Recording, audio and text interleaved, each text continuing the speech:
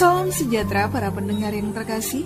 Selamat bertemu kembali dengan Yayasan Pelayanan Media Antioquia yang didirikan oleh Pendeta Bigman Sirait untuk melayani Tuhan Kepala Gereja melalui media.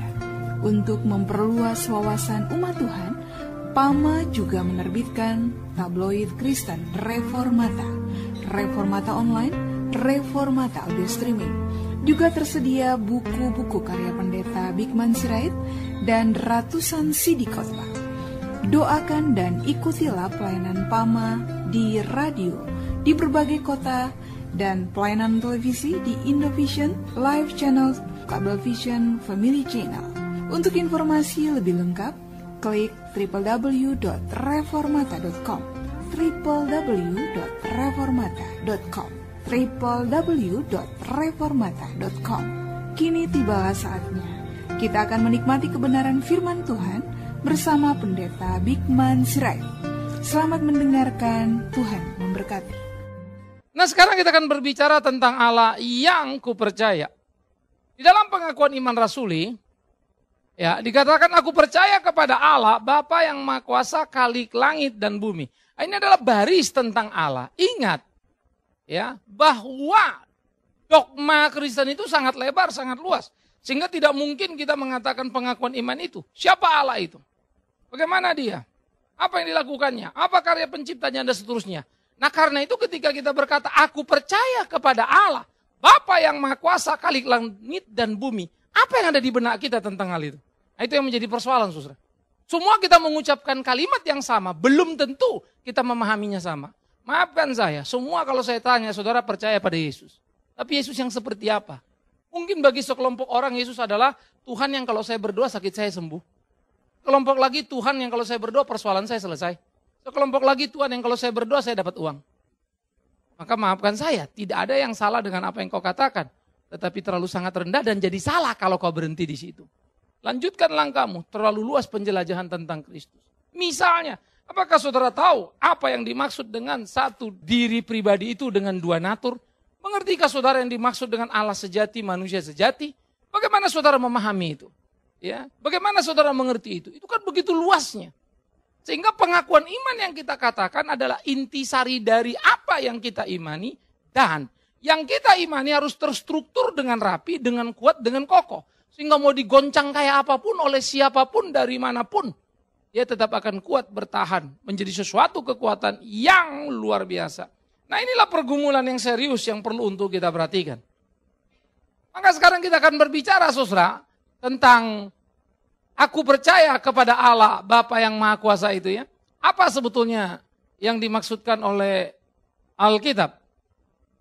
Pertama, saudara, aku percaya menyatakan pengakuan yang berbeda dengan orang yang tidak percaya kepada Allah.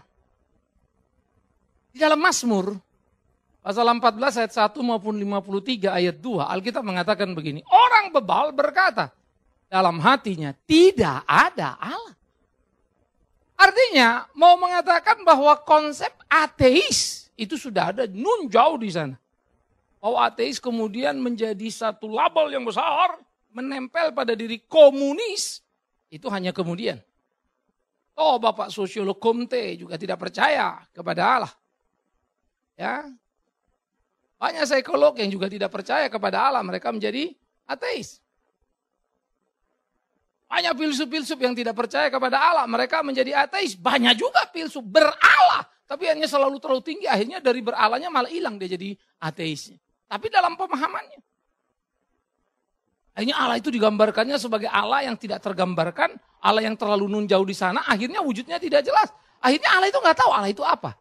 Misalnya Paul Tillich. Dia seorang filsuf Jerman, juga seorang teolog. Dia mengatakan, God is idolatry.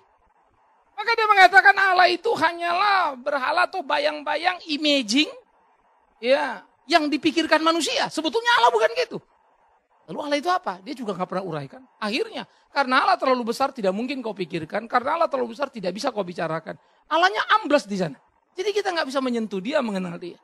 Allah yang kita pahami, Allah yang memang amat sangat besar. Tidak ada yang bisa mengurung dia. Dia sangat transenden. Tidak ada yang bisa menyentuh dia. Nun jauh di sana. Tetapi sekaligus dia imanen. Sangat dekat di sini. Nah, ini menjadi selalu paradoks-paradoks yang luar biasa ketika kita menggumuli Alkitab.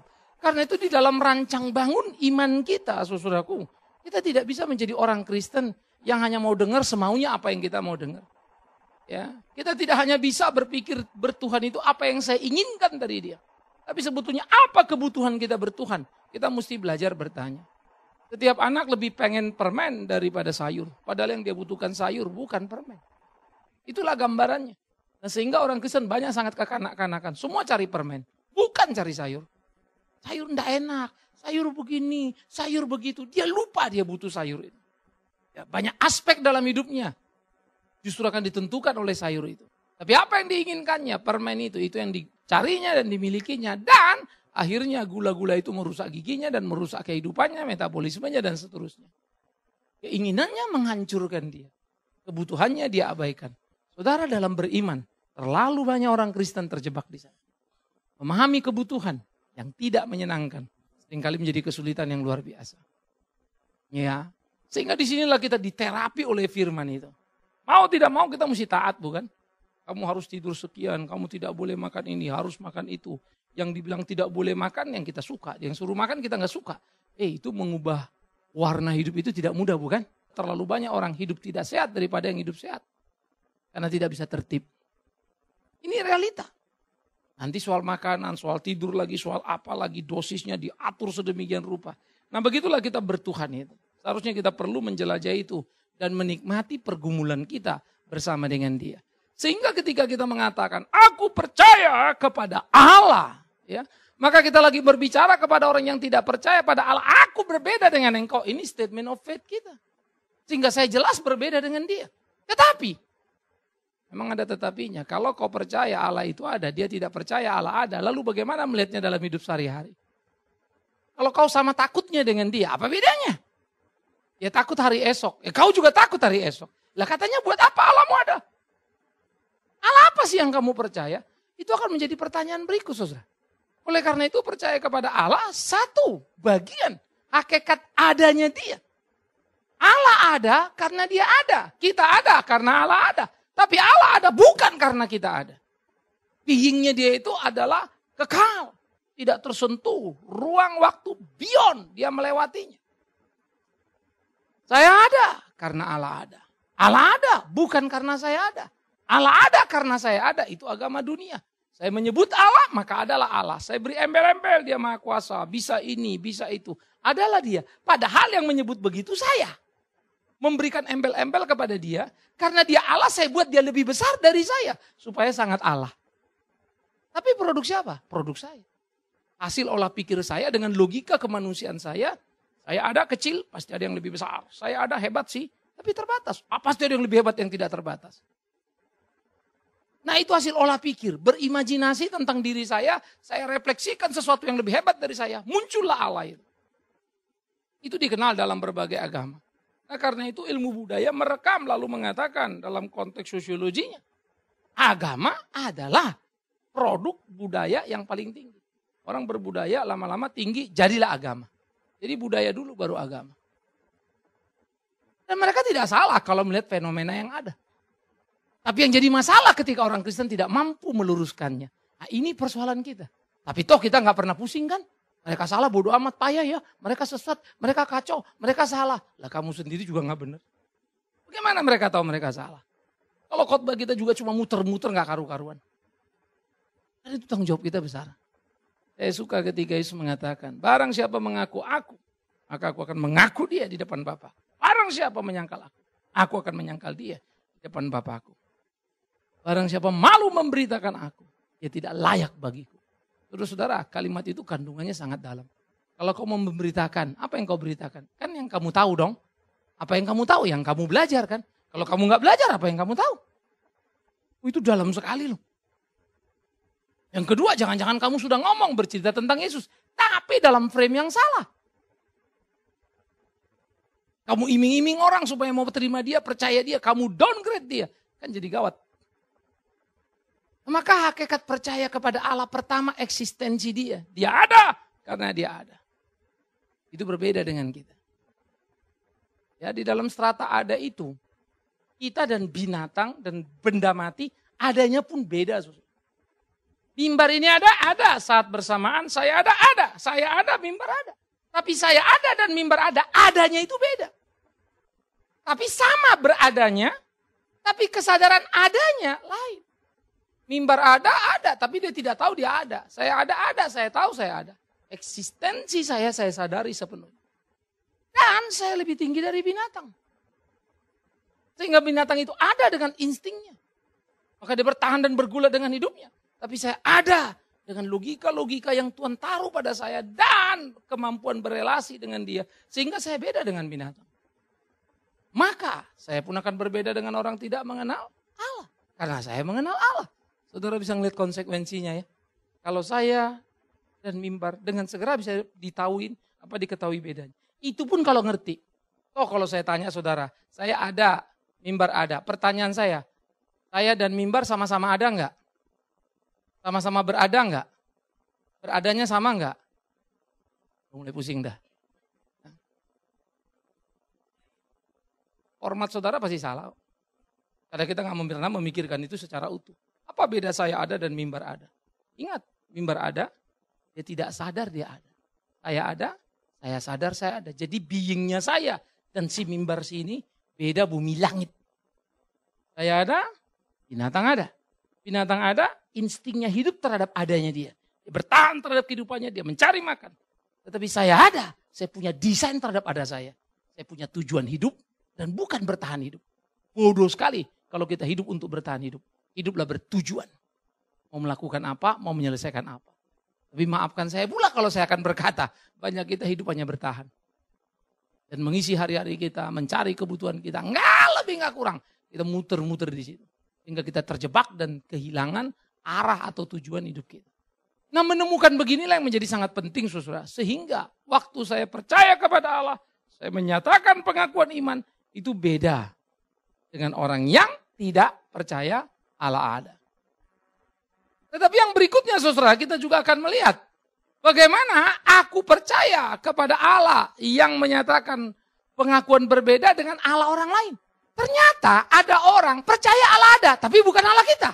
Yang satu bilang Allah tidak ada. Satu lagi bilang Allah ada, tapi beda loh. Oleh karena itu, di dalam Keluaran, dalam satu Tawari, dikatakan begini, jangan ada padamu Allah atau ilah lain di hadapanku. Berarti dengan jelas Alkitab juga sudah mencatat.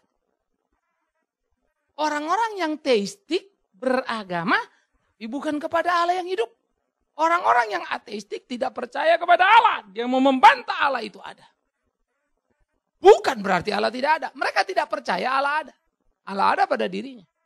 Ini menjadi menarik ya. Karena sebetulnya orang-orang ateis itu bagaimanapun secara filosofi kalau mau dipikirkan. Dia bilang Allah nggak ada. Kalau memang Allah nggak ada ngapain diomongin sih? Ngapain dibantah? Ya nggak ada selesai. Ngapain kamu rumuskan? Sebetulnya perumusannya adalah gugatan terhadap keraguannya, lalu dia mau tekankan keraguannya, dia tunjukkan Allah tidak ada. Itu pembuktian bodoh sebetulnya bukan? Tapi itu dilakukan. Nah sekarang Allah ada. Orang lain punya. Tapi beda loh. Maka dengan jelas dan tegas orang percaya menempatkan dirinya menyembah Allah. Yang disapa Elohim Yahweh Adonai itu. Yang berbeda dengan berhala. Di dalam Alkitab pemakaian kata Allah yang pertama keluar itu ya Elohim dulu. Pasal 3 baru pemakaian Yahweh itu muncul. Sehingga di dalam bagian-bagian seperti ini bagaimana kita mulai memahami realita kehidupan itu. Bagaimana kemudian dia menyatakan dirinya di dalam relasinya. Sehingga namanya adalah meaning dari hakikatnya dia. Sedang apa, dia bicara sebagai apa, nah itu dia disebut. Nah jadi saudara-saudara yang kekasih. Semua orang boleh pakai kata Allah. Silakan saja. Tapi apakah Allah yang sama?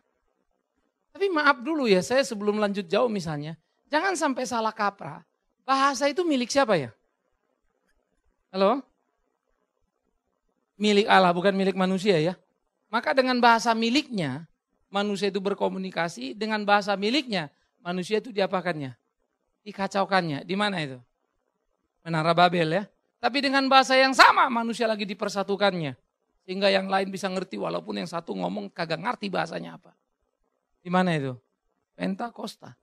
Dua peristiwa penting di Alkitab. Kedaulatan Allah atas bahasa. Jadi tidak ada satu orang, satu bangsa siapapun boleh mengklaim bahasa itu milik dia. Karena itu orang Kristen juga jangan menghina ciptaan Allah dengan menyebut itu kan ini.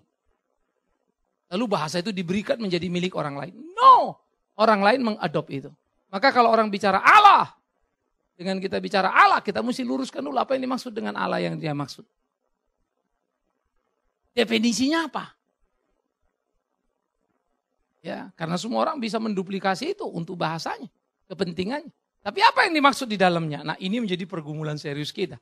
Nah, oleh karena itu saudara, dengan begitu Alkitab menunjukkan aku percaya kepada Allah, beda dengan yang tidak percaya Allah ada. Aku percaya Allah ada, dia nggak percaya Allah ada. Kami beda. Aku percaya pada Allah yang maha kuasa itu, dia percaya pada Allah yang kadang-kadang tidak berkuasa itu. Aku percaya pada Allah yang maha kasih itu, dia percaya pada Allah yang seringkali kurang kasih. Kalau kurang sesajen marahlah dia. Kalau saya Allah, saya nggak minta sesajen. Kesadaranku yang paling mendalam, pengakuan dosaku, itu yang menjadi perhatiannya. Beda. Maka kalau saudara detail lagi ke bawah, waduh bedanya akhirnya bumi langit. Tapi perbedaan bumi langit itu membutuhkan kecerdasan kita untuk mengenal dan mengerti. Tanpa kecerdasan untuk mengenal dan mengerti, kita nggak akan pernah mengerti dengan utuh. Kita nggak akan pernah tahu dengan penuh. Nah itu bisa berbahaya buat kita saudara. Nah inilah pergumulan-pergumulan serius yang perlu untuk kita pahami dalam kehidupan kita. Menempatkan diri dengan pas. Memahami dengan pas. Ini menjadi pertandingan sengit dalam hidup di dunia ini. Nah maka itu kalau saudara ngeliat ini agama A, agama B, agama C. Semua agama berkelahi bukan? Dan rasa paling benar. Kenapa agama-agama lain itu kalau memang tidak terlalu benar bisa menjadi kuat? Kenapa agama Kristen kalau memang benar tapi tidak kuat-kuat amat? Jawabannya sederhana. Karena orang Kristen tidak mampu menjelaskan agamanya yang kuat itu dengan kuat. Orang Kristen tidak mampu menjelaskan agamanya yang benar itu dengan benar. Kita gagal. Nah itu emban tugas kita lagi. Maka waktu seminar pengakuan iman rasuli, kita diingatkan, kita disadarkan, maka kita mestinya menguji diri kita. Sejauh mana sebetulnya saya kenal itu. Kalau saudara menyebut pelayanan, apa yang saudara maksud pelayanan? Pelayanan itu pertama bisa saudara melayani Tuhan. Kedua saudara bisa melayani diri sendiri. Lalu sebut-sebut Tuhan. Ketiga bisa melayani organisasi. Dan mendapatkan kehidupan dari organisasi bilang-bilang Tuhan.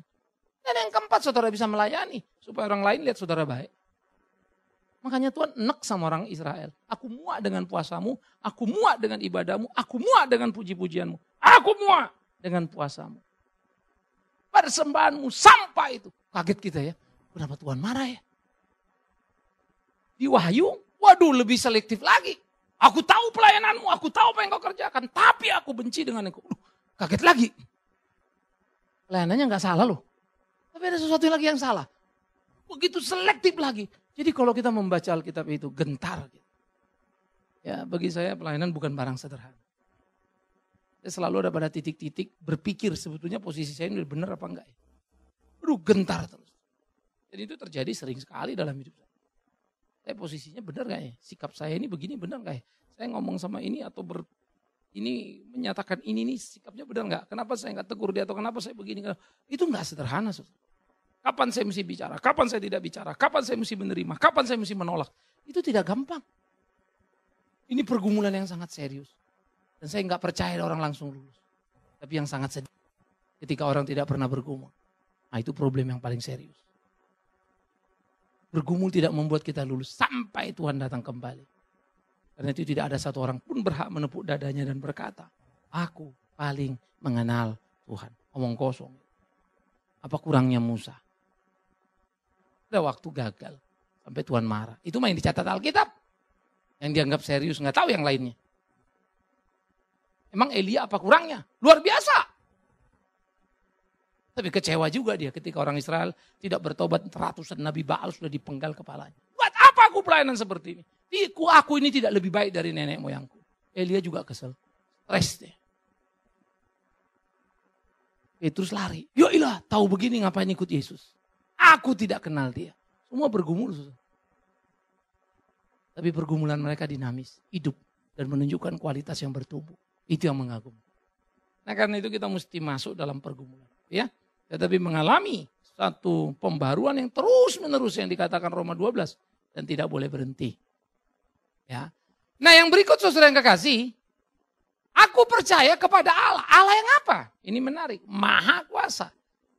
Maha kuasa adalah percaya bukan hanya kepada sekedar Allah. Tapi Allah yang mempunyai kuasa. Dan Allah yang maha kuasa. Jadi bukan sekedar punya kuasa tapi maha kuasa. Kenapa ini menjadi penting? Karena Alkitab menarik loh. Saudara boleh baca di PL dan di PB. Ternyata ilah-ilah itu punya kuasa. Punya loh.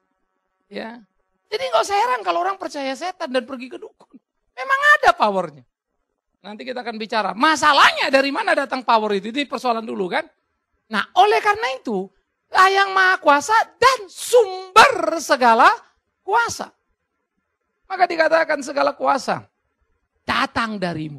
Termasuk kuasa si ilah itu. Siapa sih si ilah ini? Si setan. Siapa si setan ini? Kita dikit mundur dulu ya. Oh Lucifer. Siapa Lucifer? Malaikat Tuhan. Kenapa malaikat Tuhan yang satu ini? Dia ingin sama dengan Allah. Lalu keinginannya membanting dia dan menghancurkan dia. Masa cuma pengen aja salah? Kan kalau baru niat dimatikan gak dosa kan ya? Kok ini jadi gawat banget? Emang pengen gitu salah itu kan cita-cita. Pengen sama dengan Allah. Membuat dia berdosa. Dan terbuanglah dia.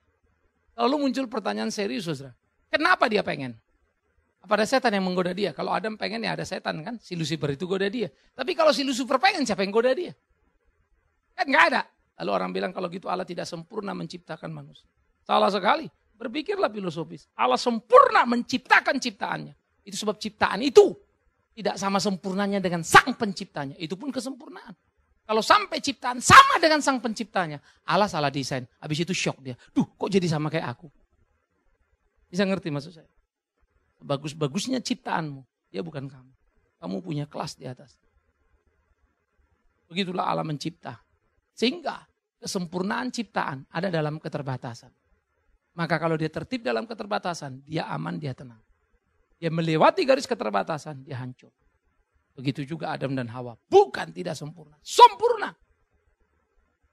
Mereka sudah diberi garis batas. Jangan makan. Dimakan juga. Bukan tidak mampu untuk menolak. Sama dengan kita sekarang. Bukan tidak bisa kita menolak terhadap dosa, bukan. Tapi kita kecemplung tuh. Saya suka pengakuan jujur Paulus ketika dia berkata, yang baik kupikirkan. Malah yang kulakukan jelek. Aku tidak suka yang jelek, tapi itu yang datang. Berapa bergumulnya aku dalam hidupku. Sehingga dia memakai bahasa yang sangat filosofis. Dengan tubuhku aku melayani dosa, dengan jiwaku aku melayani Allah. Bukan berarti tubuhnya dibuat berdosa. Tapi bagaimana dia menceritakan pergumulan terus menerus. Antara tubuh ternoda dengan segala memori yang ada ini. Dengan kehendak taat kepada Allah. Maka hidup kita adalah medan pertempuran. Tiap hari. Mau pergi apa enggak, mau ini apa enggak, bikin itu apa tidak, kerjakan ini apa tidak. Semua terus kita bergumul. Berkelahilah dan menanglah. Makanya dikatakan, perkelahian itu hanya bisa kau selesaikan ketika kau memulai dari perkelahian kecil yang kau menangkan. Bahasa Alkitabnya, setialah dalam perkara kecil. Engkau akan diberikan kesetiaan dalam perkara yang besar. Yang kecil kamu gak bisa, jangan mimpi yang besar. Saya sejujur-jujurnya pengen dipakai Allah lebih lagi. Dan pengen yang besar-besar. Tetapi saya sadar sesadar-sadarnya. Sukses kasa di kecil-kecil itu saya. Maka saya latihan mati-matian. Habis-habisan urusan kecil saya prinsip, saya pegang, saya belajar. Kadang yes berhasil. Kadang gedebuk jatuh. Berdoa lagi, bangun lagi dan jalan. Maka proyek besar, kepercayaan besar. Itu adalah blessing. Bukan tentang kita. Gak ada kita yang terlalu hebat untuk bisa bikin itu. Tapi ketaatan, kesungguhan Tuhan akan percayakan pada kita yang lebih. Bergairahlah. Ya, itulah dia yang maha kuasa. Sehingga dia yang maha kuasa itu omnipoten itu. Atas segala yang ada. Baik yang kelihatan maupun yang tidak kelihatan. Maka si setan, si Lucifer yang terbuang dari surga. Karena ingin sama dengan Allah. Manusia ingin sama dengan Allah. Terbuang dari Taman Eden. Rentetan kegagalan itu juga menjadi pertanyaan orang. Kalau udah tahu gitu, kenapa Allah bikin begitu? Salah lagi. Allah sangat tahu untuk menciptakan umat yang kualifikasi hebat itu. Dia harus ajari umat itu. Tapi gimana ya? Kalau dia ada karena dia ada, kita ada karena dia ada. Lalu dia desain kita, lalu mau bikin supaya kita ngerti dia. Ngerti kasihnya. Kita mesti diajari betul. Bagaimana ajaran aktualnya? Sehingga waktu manusia jatuh dalam dosa, dia bukan bikin ciptaan yang baru. Bisa di bumi hanguskannya, diciptakannya baru, gampang kan? Mau bikin 1 orang, mau bikin 1 miliar orang juga buat dia kecil. Tapi kemudian dia rela mengajar kita dengan menjadikan dirinya alat peraga. Apa itu cinta? Dia mati di atas kayu salib. Saya menggumul itu dan mengerti itu. Dan saya hanya bisa berkata, why God? Saya suka lagu, why you chosen me?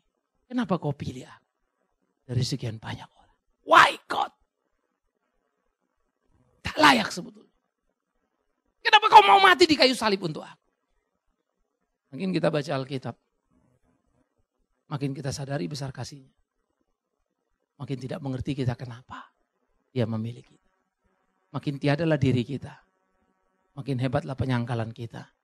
Betullah kata Paulus, hidup Kristus, mati keuntungan. Pelayanan bukan soal berapa banyak yang kulakukan. Berapa besar penaklukan diriku kepada kehendak Allah. Sulit ya? Yes. Pelayanan bukan berapa banyak aku berkhotbah, berapa banyak sekolah misalnya bisa dibikin, berapa banyak siaran kita. No. Kalau soal itu, aku bisa menepuk dadaku dan berbesar jiwa. Aku sudah banyak melakukan. Oh, Tuhan tidak lihat itu. Berapa besar aku sanggup berserah pada dia. God, you everything, I am nothing. Kalimat itu mudah diucapkan, tapi tidak mudah dilakoni. Karena repotnya, tiap hari kita berurusan dengan orang-orang di sekitar kita. Yang membuat kita jengkel, marah, dan kita punya 1001 alasan untuk argumentasi. Tapi waktu kita berurusan sama dia, kita berat setengah mati. Nah inilah itu. Jadi saudara yang kekasih, menjadi kesulitan-kesulitan yang besar di dalam perjalanan kita. Nah kita percaya kepada dia. Allah yang mau kuasa itu, yang menciptakan semua. Si Lucifer yang dibuang, memang grade-nya di atas manusia. Dia diciptakan dalam keadaan sebagai roh, manusia, tubuh, dan jiwa, darah yang hidup. Lalu kita bilang, kalau gitu kita rendah dong. Enggak juga, ada konsekuensinya. Karena dia diciptakan dalam roh dan kekekalan, tidak ada penebusan bagi dia. Manusia yang diciptakan dari daging dan darah punya penebusan. Maka Yesus mati untuk manusia, bukan malaikat.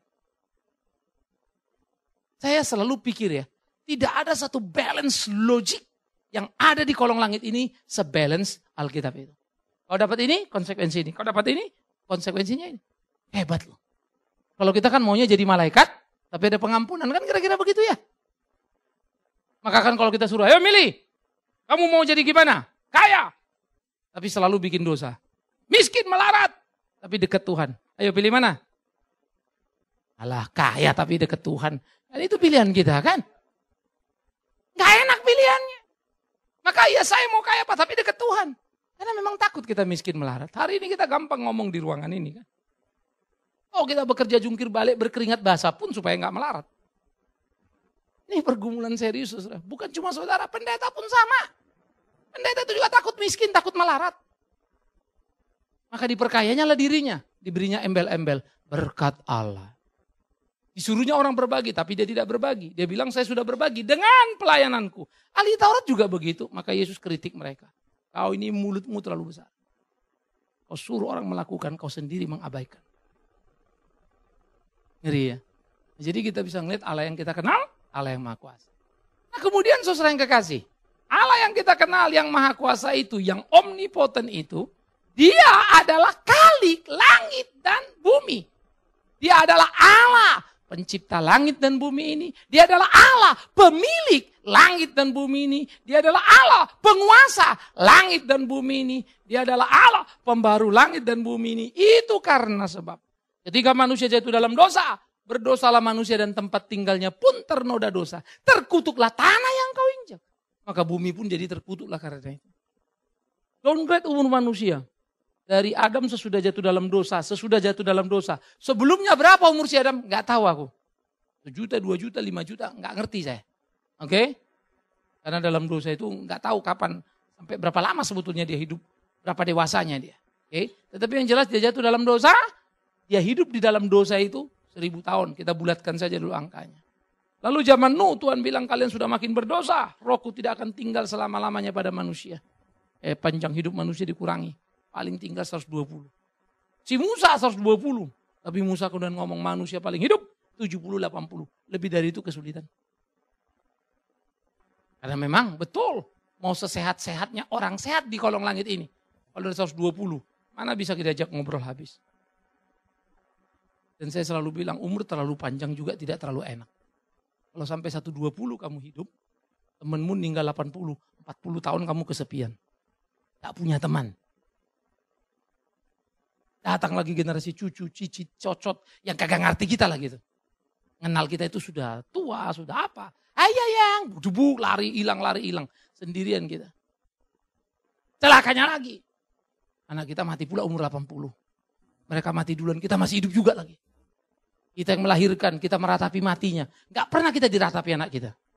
Pas kita mati mungkin cicit cucut kita yang baru meratapi. Ratapannya pun beda.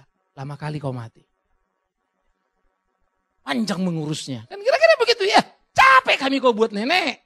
Coba kau mati cepat-cepat. Mungkin itulah cucu cicit cocot yang sudah gak ngerti lagi siapa neneknya itu. Nangkap ya. Persis seperti cerita Yusuf. Waktu Yusuf mati orang Israel. Kemudian satu waktu. Tidak ada lagi yang mengenal Yusuf itu siapa. Tak tahu lagi mereka. Siapa itu Yusuf gak ngerti. Karena sudah ratusan tahun. Maka dianiayalah orang-orang. Jadi saudara kalau kita melihat. Akhirnya saya pikir-pikir ya Tuhan. Hebat sekali ya Tuhan desain hidup ini. Luar biasa loh. Saya bersyukur ada suka dan duka. Ya dalam kualitas kemanusiaan kita sekarang. Kalau suka terus. Tidak enak banget hidup ini. Loh nanti kalau di sorga gimana Pak? Udah beda kualitas kita.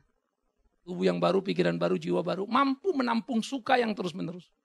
Kalau sekarang enek rasanya. Yes, apapun dinamika dalam hidup keterbatasan ini yang paling enak ya. Pas lapar, kenyang. Makannya itu enak rasanya ya. Lapar, makan, lapar. Enak. Saudara mana lebih enak? Kenyang apa lapar? Kenyang. Saudara kenyang kenapa? Bukan, karena lapar. Kalau nggak pernah lapar mana perlu kenyang. Saudara kenyang bukan karena makan, karena lapar. Karena lapar saudara makan. Berbahagialah kau ada lapar dalam hidupmu. Maka bisa kau makan banyak. Lapar lagi, makan lagi. Coba sekali makan kenyang terus-terusan. Kau lihatinlah makanan itu, nangislah kau gak bisa makan. Kenapa? Gak lapar-lapar. Aduh, nangis ya. Puji Tuhan bisa lapar. Bahagialah itu. Puji Tuhan punya persoalan. Sekarang aku tahu berapa rapuhnya hidup itu. Dan aku bisa mengerti orang lain di sekitarku. Dan menghargai mereka. Berbahagialah engkau. Tuhan gak salah desain kita. Bodoh sekali kalau lari dari realita hidup. Tapi jangan pernah menciptakannya secara salah. Jalani dalam kebenaran. Ya, jadi dia adalah alilangu. Maka aku percaya kepada Allah yang Maha Kuasa. Ya, Khalik langit dan bumi. Nah yang menarik saudara, kemudian waktu disebut di sana di dalam pengakuan iman rasuli Bapa. Istilah Bapa ya dikenal dan akrab di era PB. Kita menyapa dia. Seperti yang diajarkan Tuhan Yesus. Kalau kau berdoa katakanlah begini. Bapa kami yang di sorga. Pater. How can? Dan Allah itu nun jauh di sana. Kok dibuatnya menjadi dekat di sini? Lalu kita menyebut dia Bapa. Di PL pun sudah ada. Di PL Allah itu menyebut aku Bapa bagi mereka. Lalu Yesaya juga berteriak, engkaulah Bapa kami. Tetapi belum menyapa dalam konteks yang penuh. Dia mau menggambarkan bagaimana Israel adalah anak-anaknya dan Allah itu adalah Bapa kita. Tapi kayak apa hubungan itu? PL itu lebih banyak transenden memang. Sehingga orang Israel kalau mau ketemu, jangan kami, engkaulah Musa. Kita mau pengakuan dosa, nggak boleh menghadap Allah, mesti lewat imam. Kalau mau berbicara, Nabi yang bicara, tidak boleh yang lain. Waduh, begitu luar biasanya. Sehingga datang Yesus Kristus. Hendaklah engkau menyebut dia apa? Immanuel. Allah beserta kita. Imanen. Allah yang begitu dekat. Dan Yesus berkata, inilah yang harus kau katakan dalam doa. Bapa kami. Waduh, ledakan hubungan itu luar biasa. Itulah yang dimaksud oleh Maliaki ketika dia berkata, Elia akan datang Dan hati Bapa kembali kepada siapa? Anak-anaknya. Itu kalimat itu. Sekarang kan banyak seminar nih, hati Bapa. Salah kaprah sebetulnya. Karena gambarannya hati Bapa sekarang, banyak bapak-bapak sekarang kan brengsek. Lalu supaya kembali hati Bapa itu. Walaupun agak kurang adil juga ya, hati mak yang brengsek juga gak kurang ya. Cuman memang sih lebih banyak bapaknya ya. Dan bapak-bapak itu hatinya brengsek karena maknya ya. Ya sama juga lahirnya ya. Hati Bapa itu apa? Itulah hati Allah yang menghukum manusia. Kembali pada anak. Dan dia berikan anaknya tunggal Yesus Kristus. Sehingga kita dipulihkan hubungan kita dengan Bapa yang Maha Kuasa. Wow. Sehingga kalau kita lihat gambaran PL, gambaran PB, justru terang benderangnya luar biasa. What do you mean about Father itu? Luar biasa indah. Jadi kita tidak sekedar menyebut asal Bapa, nama yang tiba-tiba gujupluk muncul. Enggak, dari PL pun. Tapi belum menjadi sebutan akrab. Belum menjadi panggilan. Mereka masih ngomong Elohim, Adonai, Yahweh. Tak lebih, tak kurang. Tapi penempatan, penggambaran dia Bapa. Sudah. Allah sendiri bersabda, aku Bapa bagi mereka. Jadi saya berteriak, engkaulah Bapa. Tapi masih sekelompok kecil orang. Privilege-nya para nabi. Jemaat belum tahu. Sekarang Yesus turunkan. Dengan dia, kau boleh sapa Bapa itu Bapa. Karena urusanmu dengan Bapa yang membuat kau terbuang. Ku bereskan di atas kayu salib. Maka dia bilang, tidak ada satu orang pun sampai pada Bapa. Berkomunikasi dengan Bapa. Berhubungan dengan Bapa, bersekutu dengan Bapa. Kalau tidak, melalui aku, Yesus. Bukan mantra nama ya, nama Yesus hebat, nama Yesus ajaib. Memang iya. Tapi kalau cuma nama Yesus, petinju di Spanyol pun banyak kali namanya Yesus. Di Filipina banyak namanya Yesus, masuk penjara dia. Bukan itu. Nama itu adalah pribadi yang kita tahu. Pemahaman kontennya itu loh yang jadi penting. Nah oleh karena itulah saudara-saudaraku yang kekasih, mengenal Allah yang kita kenal, Bapa yang Maha Kuasa itu, Khalik langit, bumi itu menjadi amat sangat perlu.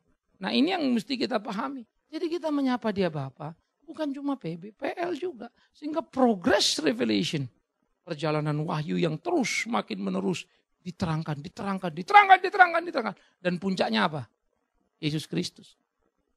Berita para rasul sesudah Yesus mati dan bangkit naik sorga, tidak lebih tidak kurang mengulang apa yang Yesus katakan, distrukturisasi lagi. Itu saja, tidak ada yang baru. Mereka tidak berani tambah-tambah itu. Kecuali zaman sekarang, banyak wahyu baru. Entah dari mana dapatnya. Tidak ada lagi, selesai, enough. Tetapi pengaplikasian memang kaya. Allah Maha Kuasa, yes.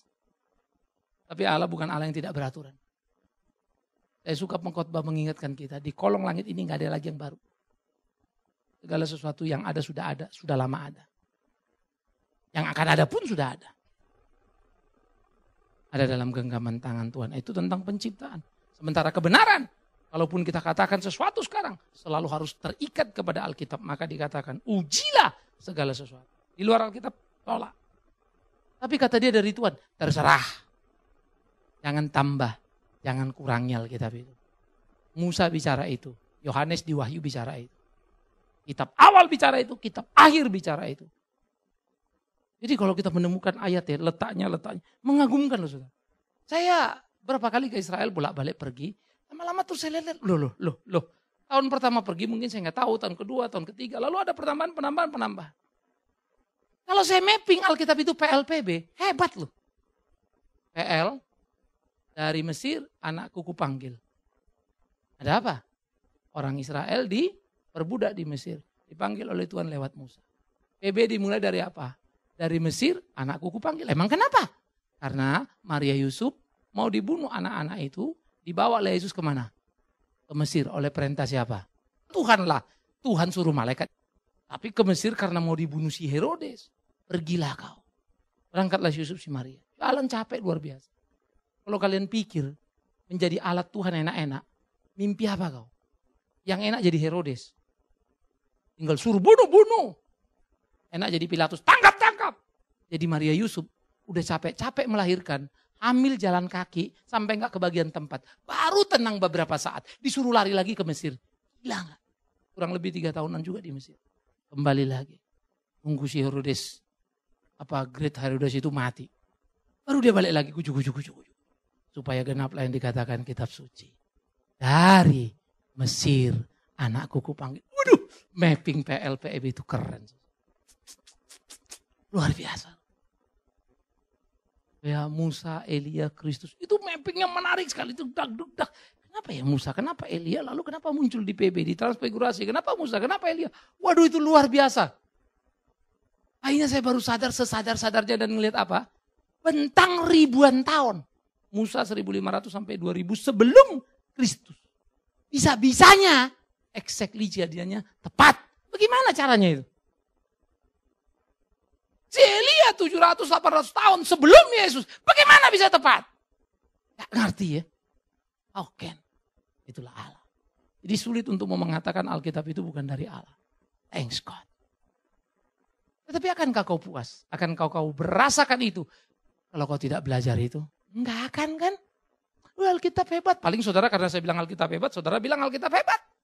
Tapi itu bukan your experience, bukan pengalamanmu, bukan pemahamanmu. Belajarlah. Capek Pak, berat. Saudaraku, seberapa beratnya kau sampai bisa belajar Tuhan bisa kau ngomong gitu. Cari makan berat, kau kerja juga. Lembur pun kau mau. Baca Alkitab kau terkubur. Gak bisa lembur. Karena begitu baca, efektif, langsung tidur. Terkubur sudah. Malu atuh, belajar. Kalian tahu kenapa saya punya pilihan-pilihan selalu? Saya akan lebih pilih mimpin PA daripada KKR. Kalau KKR kita ada urgent kepentingan, kita desain, kita bikin. Tapi saya sekarang lebih suka PA. Saya bergairah kalau lihat anak-anak PA saya, kemudian berubah wawasan pikirannya, bertumbuh. Thanks God.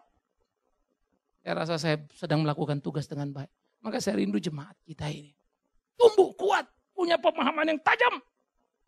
Makin bergairah dalam kehidupan. Thanks God. Itu kerinduan gereja.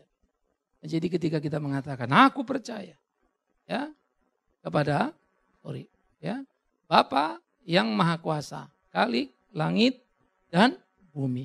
Harus dipahami dengan utuh dan tahu perbedaan dengan orang yang imannya lain. Sekaligus mampu mempertahankan dan menyaksikannya dalam kehidupan ini. Sehingga dengan demikian, setiap kali kita menyatakan pengakuan iman kita bertanggung jawab. Amin. Kita telah mendengarkan firman Tuhan yang disampaikan oleh Pendeta Bikman Sirait. Bagi Anda yang merasa diberkati dan ingin menjadi mitra PAMA dalam melayani melalui doa, daya dan dana, silakan menghubungi kami melalui telepon 021 392 4229 021 392 4229. Email di pama_yayasan@yahoo.com pama_yayasan@yahoo.com. Sampai bertemu kembali di waktu dan gelombang yang sama. Tuhan memberkati.